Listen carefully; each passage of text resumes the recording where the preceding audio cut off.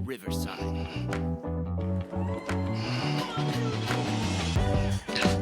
Well, it's so good to have Evan on the show today. How you doing today, Evan?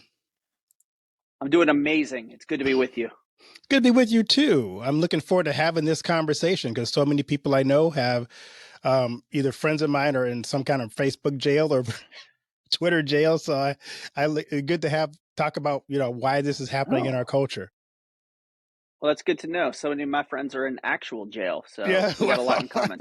That's right. Well, Twitter jail is probably a lot as serious as actual jail, but yeah, well, both have their advantages. They do. But I'm going to give you an easy question before we warm up. Yeah, here we go. That's true. They do. I'm going to give an easy question to kind of get us started here. So what's the best advice you've ever received? Listen more than you talk. I like that. And how has that helped you in your life? I'm listening right now instead of talking, so you can see I live it. It doesn't make you a very good podcast guest, but I think it does help you immensely in life. You don't need to be in a business context. Don't beware the one that's talking all the time and trying to dominate the conversation.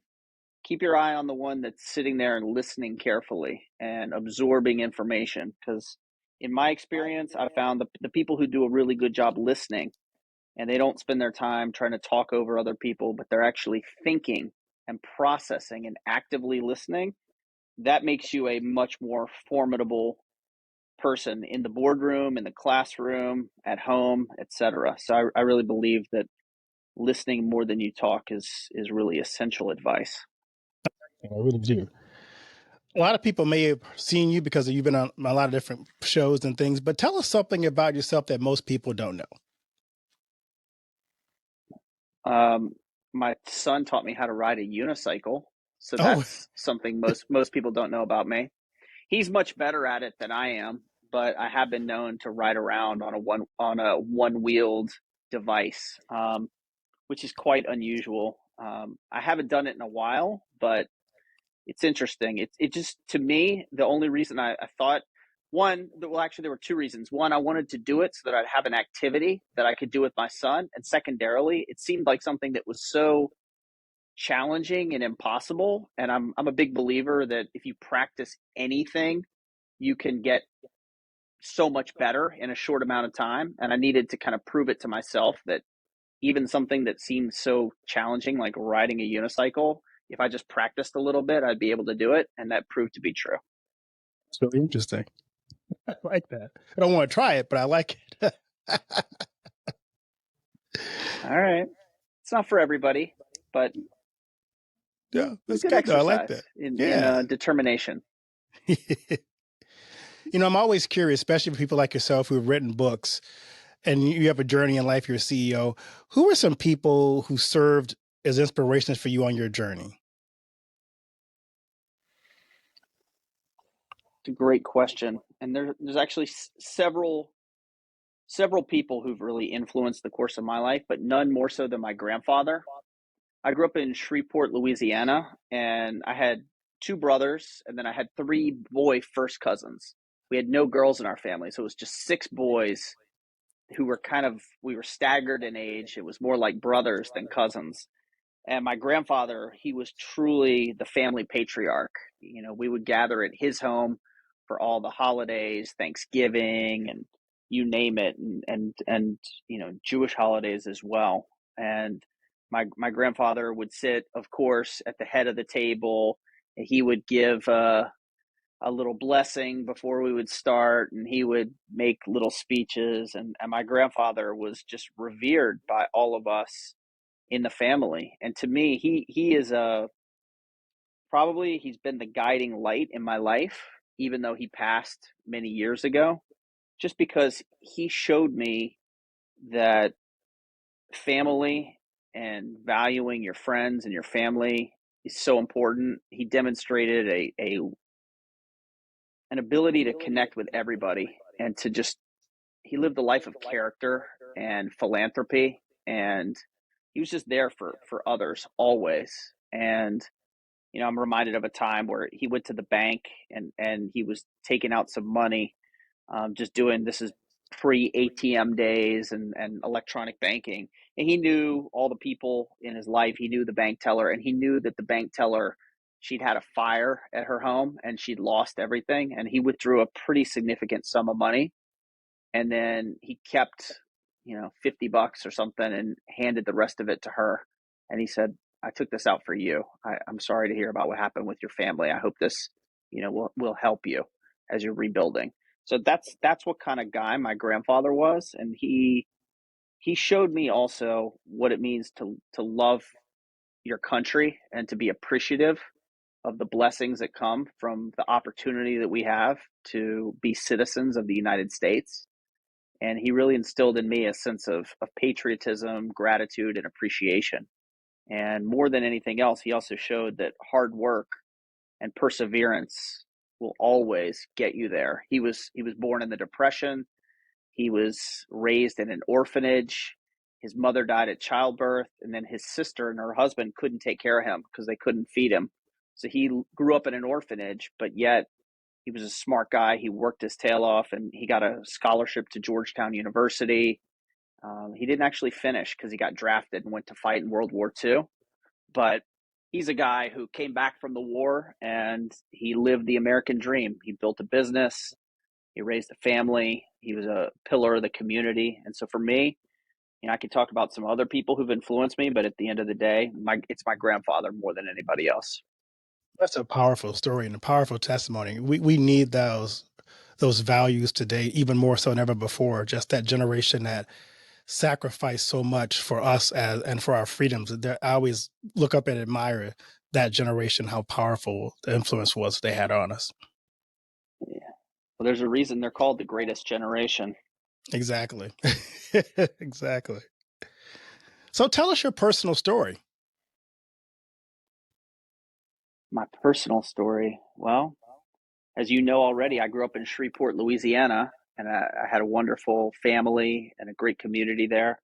I knew though that I wanted to get out, and I wanted to, for my work, I wanted to get out of Louisiana. And so the first opportunity I had was when I graduated from high school. So I went to DC because I wanted to be where the action was.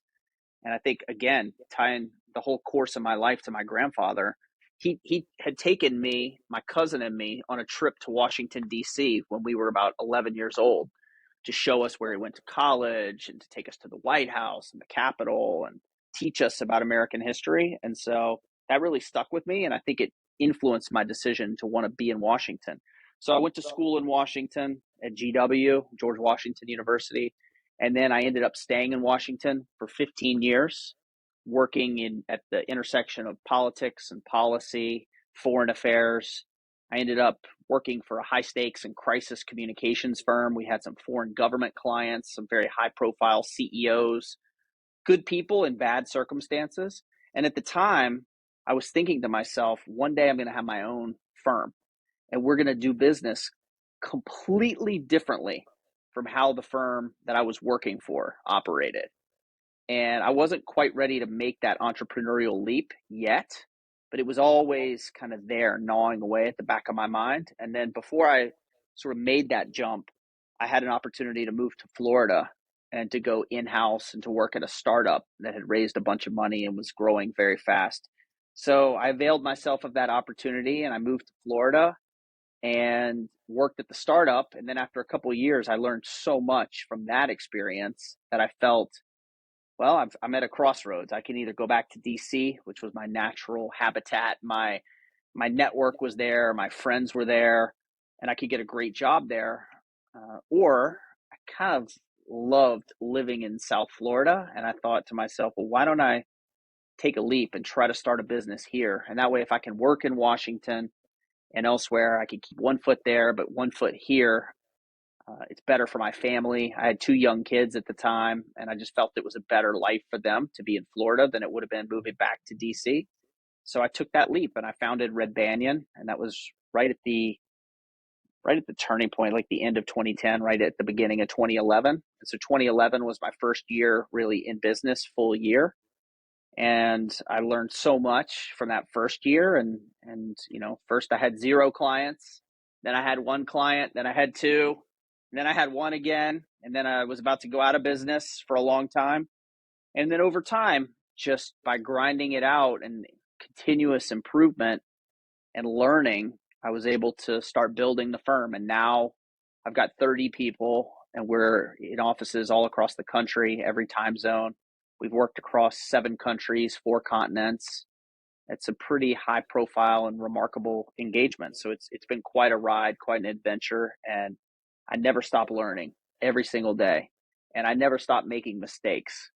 And so if you're talking to people who like to act like they don't make mistakes, well, if they don't make mistakes or they're telling you that, then they're not, one, they're not being honest, two, they're not being self-aware, and three, they're missing out on the opportunity to learn, because I believe that you learn more from your mistakes than you do from your successes. And that's part of why my career has led me to focusing on high stakes and crisis communications to help people navigate trying times. And it's also really in part what led to my writing of my latest book, which is called The Cancel Culture Curse, which is all about how unfair our society is at the moment, and how people need to have the opportunity to fail and to make mistakes and to be redeemed. And that we can't put ourselves in a place as a society and as a country where we tell people we expect you to be perfect, and if you ever make any sort of misstep, you're going to be punished, and that punishment's going to be permanent. I don't think that's right, and that's part of why I wrote this book. And my hope is that people will read it and that they'll understand a little bit more about just how bad for America cancel culture is, and they either won't participate the next time an opportunity comes around to pile on to somebody who's down, or if they find themselves in unforeseen circumstances and they're on the receiving end, they'll have a guidebook and a way of proven strategies in order to navigate and survive. So that's what I've been up Love to that. lately, running the business, doing my stuff with my family and friends. And then I wrote which was my second book, because I'm either delusional or optimistic enough to believe that I can make an impact in some small way on the world around me.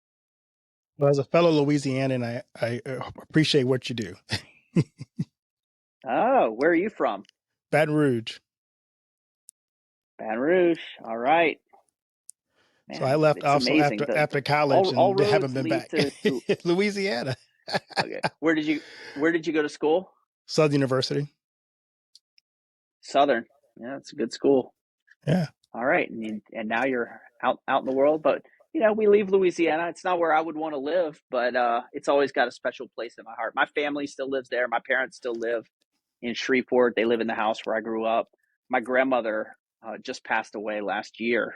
She lived in the same house where I spent my childhood with my cousins and my brothers, and she was in that house about 60 years.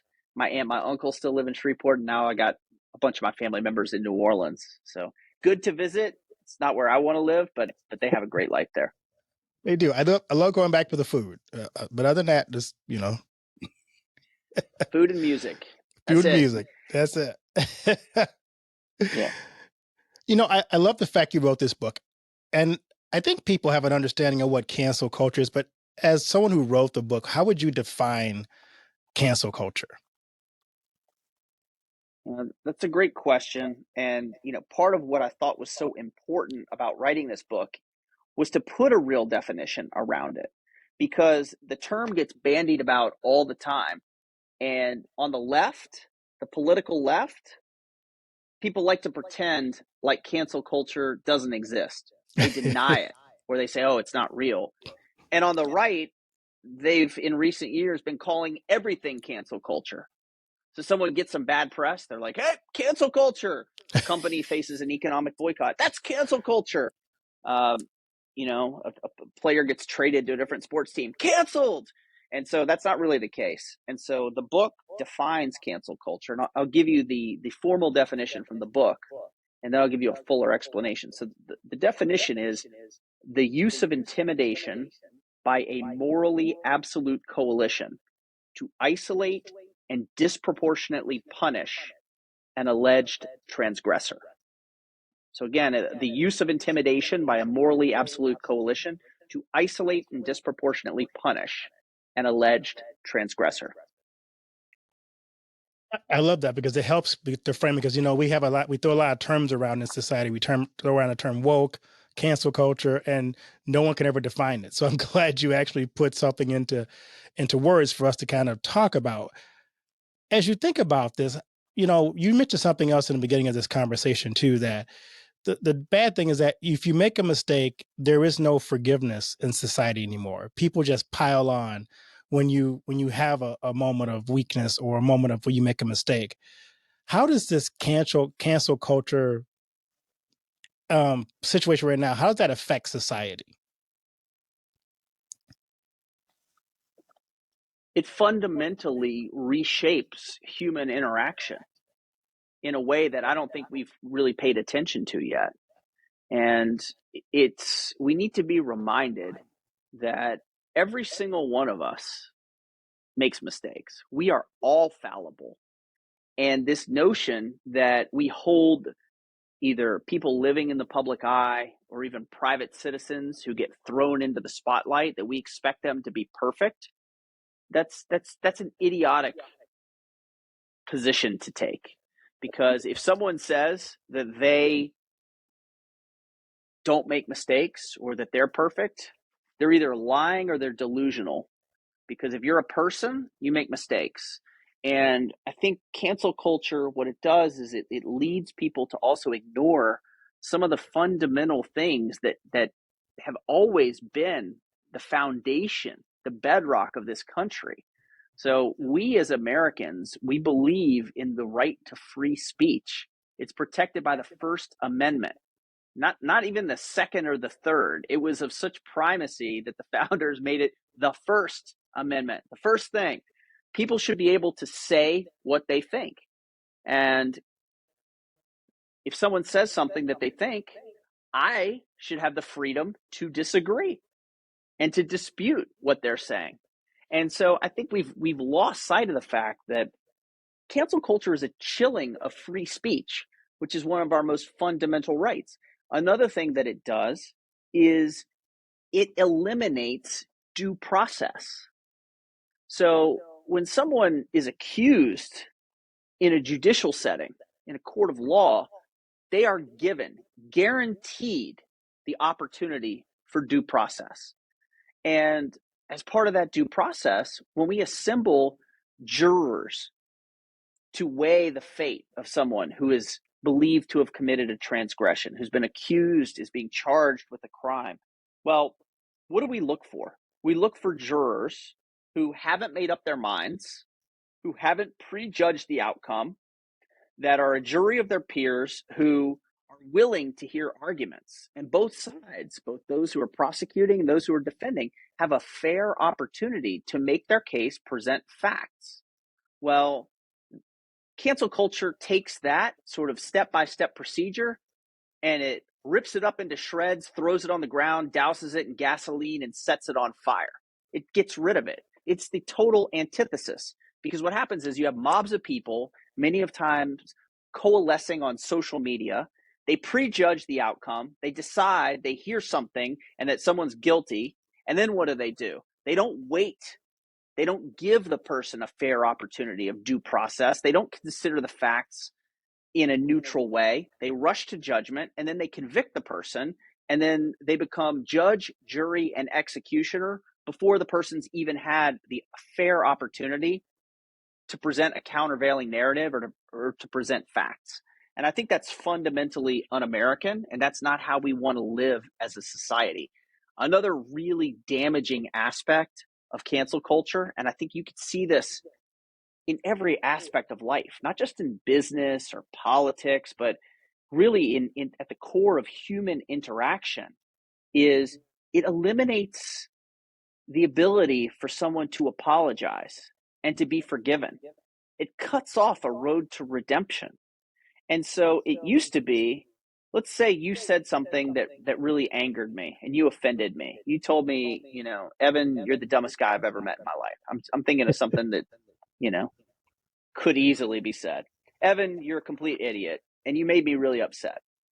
And I was mad at you because I didn't like how you insulted me. Well, you could reflect on it and say to yourself, well, I still think Evan's dumb, but I probably shouldn't have told him. It wasn't nice of me. I'm going to apologize. And so you would come to me, and this is how our society has worked for generations. You would come to me and you would say, Evan, listen, I'm sorry about what I said to you. I apologize. And at that point, I'd have a choice. I could either say, well, I accept your apology. Let's move on. Or I'd say, oh, I'm still mad at you. I don't accept your apology. But then hopefully one day I would. Well, with cancel culture, you destroy the whole process of an apology and forgiveness. So in a cancel culture world, you're going to tell me I'm stupid, and then you're going to reflect and go, yeah, that was mean. I should probably apologize to Evan. And I'm going to be out there and I'm going to be telling all my friends, man, you do not want to listen to the podcast Becoming Bridge Builders. This guy, he is bad news. He's mean. He's a bully. He called me names. He told me I was stupid. I'm going to try to get him fired. I'm going to expose him on the internet. But then when you finally come to me, this is in a cancel culture world, and you say, Evan, I apologize. I shouldn't have said that. In the cancel culture world, I'm going to go, see, I told you he was a bad person. He admitted it. He did something bad to me, and here he is. I told you he was a low down, bad dude. He just proved it. See, we were right to demand that he get fired. And that's what's happening in our society right now. And it has to stop. Because at the end of the day, if we keep this up, because we know that we're all fallible, we're all at risk of making a mistake. Eventually, one day, if we keep canceling each other, there's going to be no one left. We will have canceled all each other out. There'll be nobody Right. walking around. It is crazy. And now we're trying to determine what kind of speech is acceptable speech. It's not free speech anymore. It's like, well, your speech or your thoughts, your ideology is so dangerous. We need to not let you have any air at all, as opposed to letting your ideas go forth. And maybe it is a really horrible idea, but the best way to do that is to expose those ideas versus, well, let's cancel them so that they go in the back room and those ideologies grow, but outside of plain view of everybody else to go, this is a really bad idea. Yeah, if you, I mean, the answer to speech you don't like is not to end all speech or end that person's speech. It's more speech in order to expose it and to prevent a counter narrative. 100%, I agree with you. Yeah. So I'm curious, you work with clients. Suppose you have a client who's been canceled. What are some steps you can take to get them? I mean, because you just laid out, it just piles up, and the media only really exacerbates the amount of how you can be canceled and quickly be canceled and canceled on so many different platforms.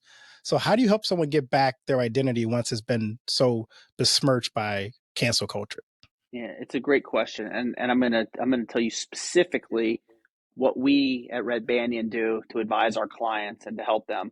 But before I do that, I want to mention to you, I gave you the definition of cancel culture, and I want to walk you through also this framework that I present Sure. in the book, which are 6 essential elements.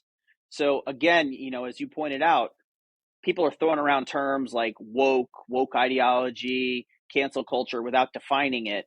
So I actually think when it comes to cancel culture, if you're going to defeat it, you first have to define it. Well, we've defined it. And now my co-author, Mark Sachs, and I came up with a framework of elements that are present in instances of cancel culture. And you can remember them with the acronym CONDEM. CANDEM. You like what I did there? Yeah, it's I do. I easy to like that. remember. Yeah. It's a good mnemonic device, and it's very fitting. Condemn. So the C is that the crime is committed against a collective. So what I mean by that is, like, let's go back to the how you treated me so badly when you told me I was stupid. Well, part of what made that so bad was that you were saying it about me. And so it wasn't just that you committed a crime against me by insulting me. You would latch on, or a group of people would latch on, and they go, well, he didn't just insult this one guy.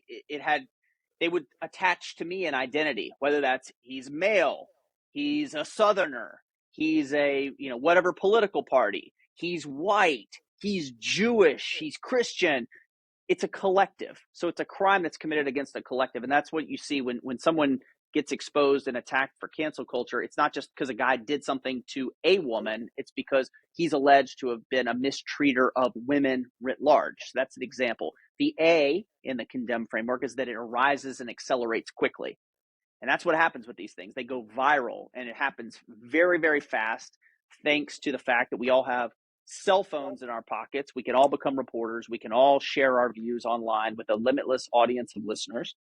And bad news travels faster than good news online. We know that. Statistics show that.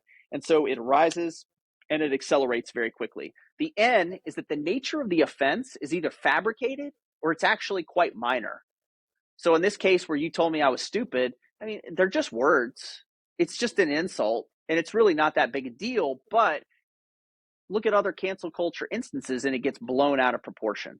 The D is that the response then also is disproportionate.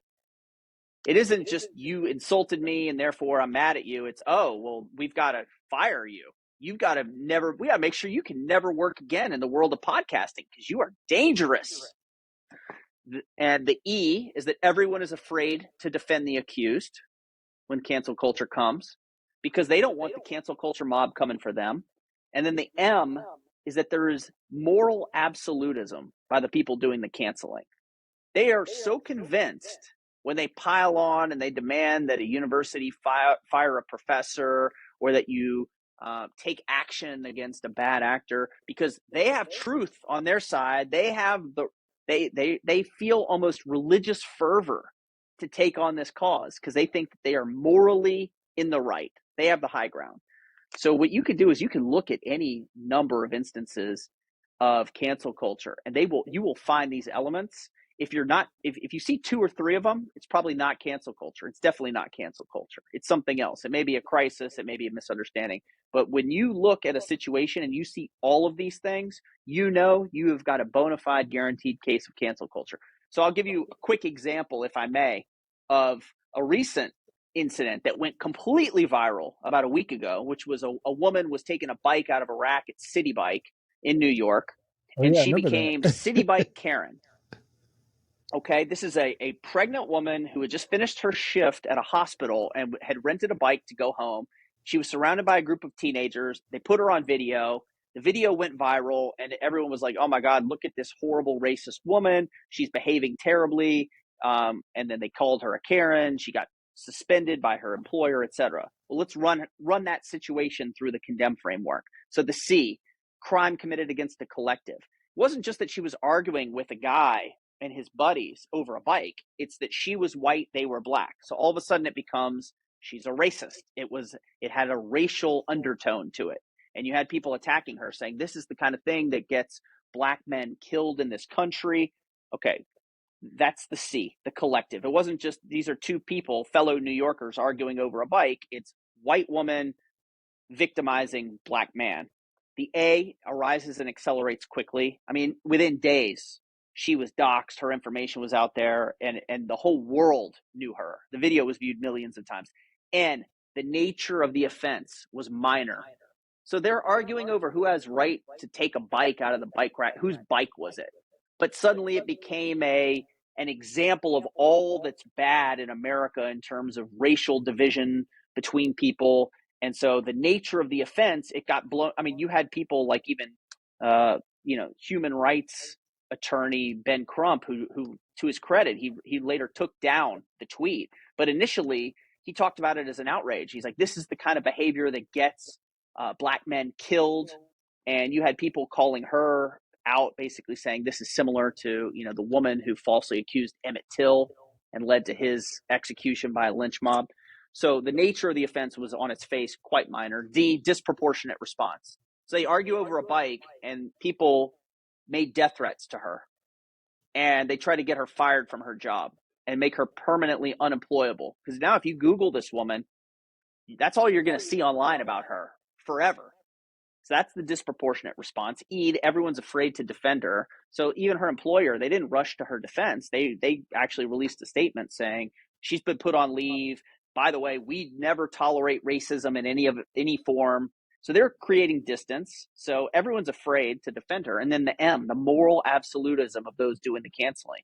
So all the people who were pointing a finger at her and calling her, a racist and a terrible person, etc., they were ascribing to her all of the worst traits of humanity without actually knowing that it turns out she did rent that bike.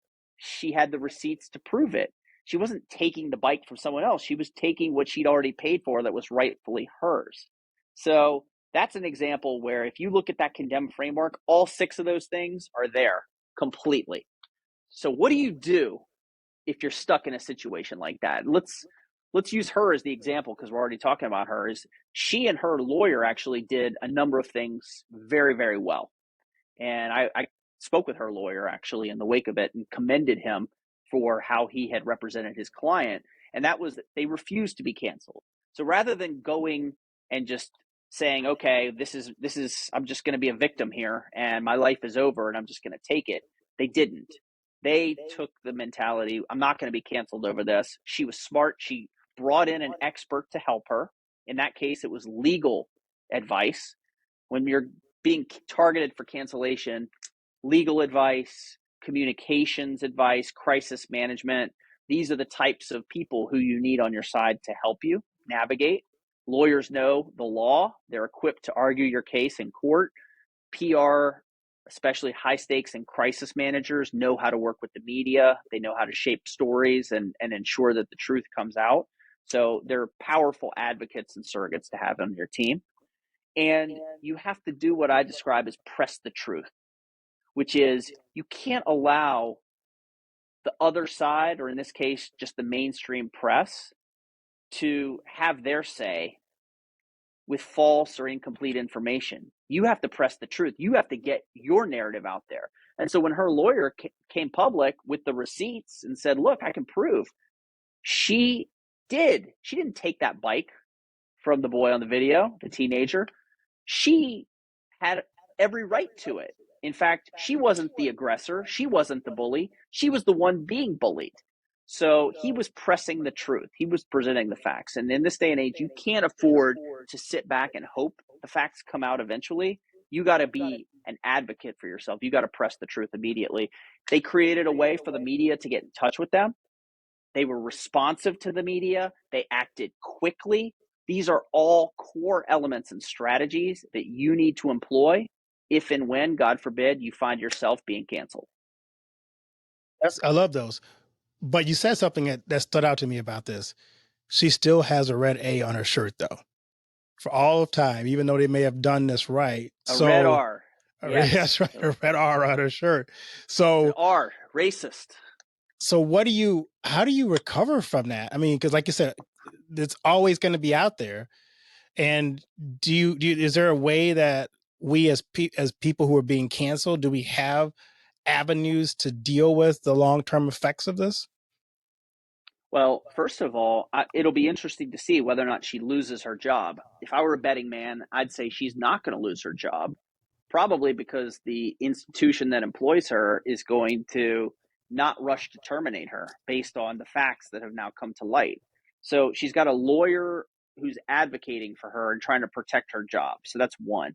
So she's recovering from, if you can recover from such a thing right there. Two, when the anger dissipates and the death threats slow down, she can go back to her life as opposed to living in hiding. And by the way, that is not a rarity. That is not something that is a one-off. I'm not pointing to a one instance that never. In fact, I've counseled a number of people who've been at the center of cancel culture controversies, and years after the fact, they're still getting death threats. They've had people come to their homes with weapons to do them harm based on conclusions that they drew from media coverage, not knowing, understanding all the facts, but leaping to conclusions. So if you read my book, there's a woman who I talk about a lot in there named Lisa Alexander, who became known as the San Francisco Karen. Well, the narrative in the media was there's this entitled, snooty white woman who approached a guy who was writing Black Lives Matter on a wall, and she called 911 and called the cops on him. Now, that isn't what happened. She didn't know the guy who was writing on the wall of the home, but she knew the person who owned the home, and she thought she was being a good neighbor and asking him, Excuse me, this is private property. You shouldn't write on the walls of someone's private property. She didn't know that the guy who owned the house had people who he rented rooms to. The guy could have just said, "Oh, I actually rent a room in this house. I'd live here. It's fine." If he had said that, the whole situation would have been diffused, but it didn't go down like that. The guy, as she's talking to him, he spins around with the camera. He videotapes her. He's like, "Why are you bothering me? Why don't you call the cops? Why don't you call the cops on me?" And she was like, "Well, why? I don't want to call the cops." And he's like, "No, you should do that. You should do that." And so then the guy is being confrontational. He's like, "What's your name? What's your friend's name?" He's the aggressor. And then at the end, he takes his video, is very cinematic. He shows Black Lives Matter written on the wall. And then he pans over to her. He goes, "There's Karen, and she's calling the cops. And that is why Black Lives Matter." Totally false narrative. She never called the cops, and it was his idea to call the cops in the first place. But the media took what he said. He hired a PR firm. They pushed this story out. It went viral. And so the countervailing narrative was, here's this awful racist woman who did this to this guy, and a gang of people showed up at her house with weapons, including guns, to get what they perceived as justice against this entitled woman. She thought she was being a good neighbor. She thought she was asking a question politely. "Excuse me, sir. Pardon me, sir." That's how she was talking to the gentleman. It's crazy, but that's the world that we live in, and it has to stop. How many more lives do we need to see get destroyed like that? So I hope in the case of the lady in New York, I'm not going to even say her name because I just don't want to bring more. Right. People can look it up. You can find it out there, but I don't know her. I've never talked to her, but in terms of how is she going to recover? Well, she's got a good advocate who's going to fight for her job. She's got now a critical mass of people who believe her now and are willing to hear her side of the story. She started a GoFundMe page to cover her legal expenses, which reportedly raised over $100,000 to help her. So there are things that she has certainly done in order to move forward. And, my hope is for her sake that she's going to be able to explain to people moving forward the facts about what happened. And she can actually point now to other subsequent media coverage, which has an air of authenticity to it, to say, look, this isn't what happened. I'm not a terrible person. It was a misunderstanding. And so I think there are avenues by which she will be able to recover. But to your point, she's going to be dealing with this issue for the rest of her life. Just like Lisa Alexander is never going to come clear of these racism allegations.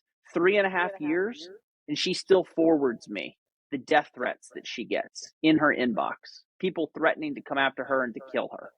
That's not what America is supposed to be about. That's extrajudicial bullying and intimidation and coercion, and that's not right. So as I look at what's happening in our society, it makes me sad. And as someone who's written the book Cancel Culture, do you have a sense that maybe things are turning around, that people are waking up to just how dangerous this is? And maybe there's a shift in public opinion about the danger of cancel culture? Yes. And I have reasons to be optimistic because I think people are increasingly seeing that they're understanding the game that's been played and that it's never black and white. There's never just two sides to any story. There's usually more. And so I do see signs, and I think the City Bike Karen is a great example where there was a lot written in the media in the initial about the allegations against her, but there was a tremendous amount of coverage that basically exonerated her and told her story. I think there's a critical mass of people who used to believe what they saw online and then would rush to judgment, and now they see, because there's been a whole series, a litany of these things, that they're starting to rethink that and say, well, hold on, I'm going to reserve judgment until I hear more, because I've now seen several instances where people get canceled and maybe they don't really deserve to be. I also think that there are some very prominent people, including comedians, people like Chris Rock, people like Dave Chappelle. just Dave Chappelle for sure. People who are out there and they're speaking out against cancel culture. And you've got more and more celebrities, including people who are active online, saying cancel culture is wrong. We should stop doing this. Not just one's on the right, but one's in the center and one's on the left. So I do think there are voices of reason out there. I think Bill Maher has been a tremendous voice of reason. Bill Maher is not some right wing, MAGA loving conservative guy. He's a lifelong Democrat, and he's been one of the most articulate and passionate critics of cancel culture from day one, saying, "Hey guys, hold on, this is not what we should be doing." And so I think it's going to take people on the left, the right, and the center to find that common message that canceling people is not smart. It's not sustainable.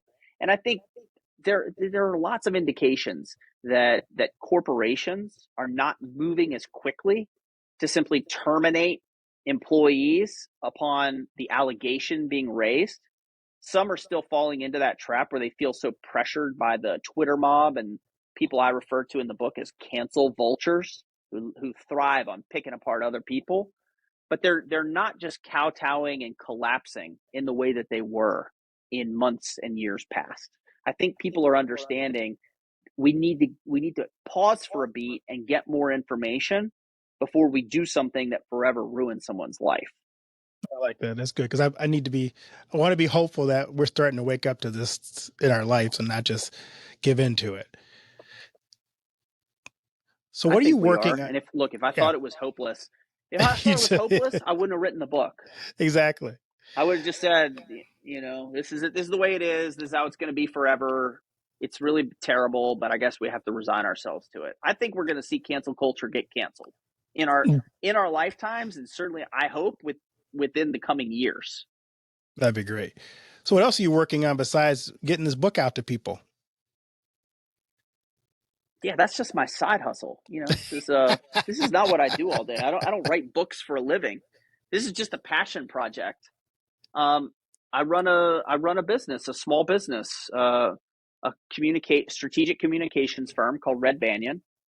I'd like to tell people we got two main types of clients: those who want to get in the press and those who need to get out.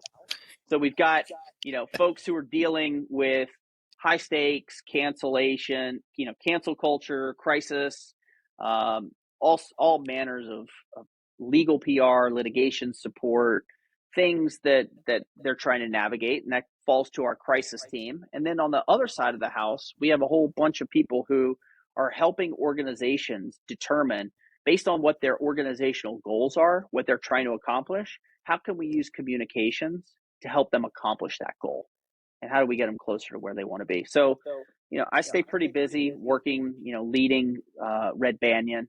And the book is, like I said, a passion project. It's something I believe in. But I do that. I go out. I do a lot of commentary in the media, on TV and radio and podcasts, just talking about the issues of the day. I do a lot of writing. I write for Fast Company. I write for Forbes, a number of different outlets, and I just try to spread the word. And if people want to know more about me, or they want to know about the types of stuff that I talk about in the book, they can go to cancelculture.com, where we have some resources that they can download, 10 things to do if you find yourself, or to either avoid or handle being canceled. I've got resources on there that are available. If parents, how should parents help their kids avoid being canceled or becoming cancel vultures? Things that parents need to do to teach their kids about cancel culture, because it all comes back to education. And just like I'm trying to educate the general population, I think parents can play a vital role in educating their kids about safe use of the internet, and doing also teaching their kids about what it means to learn and grow, and to learn from mistakes, and the idea that it's natural. It's a process that every one of us is going to go through on our journey. And how do we help the kids to shape their perspective before they get influenced by bad actors, whether it's on TikTok or YouTube or Snapchat or wherever else. Great. I love asking my guests this question. This has been a phenomenal conversation, but I love to ask this question. What is the legacy you want to leave in the world? It's a great question. Well, one is very personal, which is, and this keeps me up at night. This is something I spend a lot of time thinking about, is I really hope that my children will look back on me as a parent and judge that I was a good father to them, and that I showed them love and respect and understanding, and that I modeled good behavior for them, and that I give them the tools that they need to make their way in the world and to be productive, positive citizens. Um, that's the main legacy that I worry about. I'm incredibly proud of both of my children. I have a son, Gabe, who's almost 17. He's 16 and a half. I have a daughter, Noah, and they're both remarkable kids. I mean, my son, Gabe, just got back. He volunteered for a week at a camp up in Georgia where they took inner city kids and they gave them a camp experience and got them out of a really difficult living situation that they're in, and took them to a beautiful camp in the woods, and got to get a sense of what it's like to be kids without having to deal with all the stuff that they have to deal with in their day-to-day lives. But I really focus on the legacy of my children and my family, and hoping that I can raise really well-adjusted, wonderful, productive kids who take care of each other and the broader community. And from a business perspective, I'm very, very fortunate because I have 30 families right now that rely upon me to do my utmost to build a company that gives people the chance to grow personally and professionally, to get better each day. And, my team will tell you, I practice what I preach. I'm never worried about someone on my team making a mistake. In fact, I tell them, look, do I want you to make mistakes? No, I prefer you don't. But guess what? You're going to, and that's Right. okay. All I would expect is if you do, I want accountability. So just recognize that own it, and then for people to learn from it so that we don't repeat the mistakes. And so for me, I take very seriously the role that I play as the leader of this company, and to make sure that I'm creating an environment where people become the best version of themselves. And they have a job that is more than a job, that they feel like it's really propelling them forward in life to accomplish their goals, and that we're really serving our clients and we're helping them, and we're there for them, especially the ones who are in some of the most trying times in their lives. I hope my legacy is, when all is said and done, that I will have made an impact on a lot of lives all across the world, and hopefully help people, tell good stories about the great things that they've done, and in my own small way made the world better. I love that. So one more time, where can people find your book, The Cancel Cultural Curse, and where can they connect with you on social media? You can find the book everywhere. You can find it on Amazon. You can find it on Barnes and Noble, wherever books are sold. You can go to the cancelculture.com, where there are links to buy the book there, and you can get information about me there. If you want to know more about Red Banyon, what we do, you can visit our website, redbanyon.com. You can Google it, you'll find it. And if you want to connect with me personally, I'm on Facebook, I'm on Twitter. It's just my first name, last name, at Evan Nierman. I'm on Twitter. I'm on LinkedIn. Reach out. I read all my own stuff. I try to respond as quickly as I can. And I just want to thank you for the opportunity to have this discussion, and to share some of my thoughts and my ideas with your listeners. So thank you. Well, thank you, Evan, and blessings on your book sales, and hopefully we can, by the grace of God, get out of this cancel culture mindset and get back to living a life of forgiveness and understanding, because that's a much better society when we can realize that we all fall short and make mistakes, and can live with that idea that, yes, we're going to make mistakes. Yeah, we are. And look, if you look at across the 5 great religions in the world, and I presume if you go beyond that, you'll find it too, but I refer to the 5. All of those religions have a tradition of forgiveness and redemption and atonement. And so we shouldn't try to rewrite centuries of religious philosophy just because we want people to like our content and get clicks and feel like we're, keyboard warriors. Exactly. Well, thank you so much, Evan. Have a great and wonderful day. Thank you. You as well.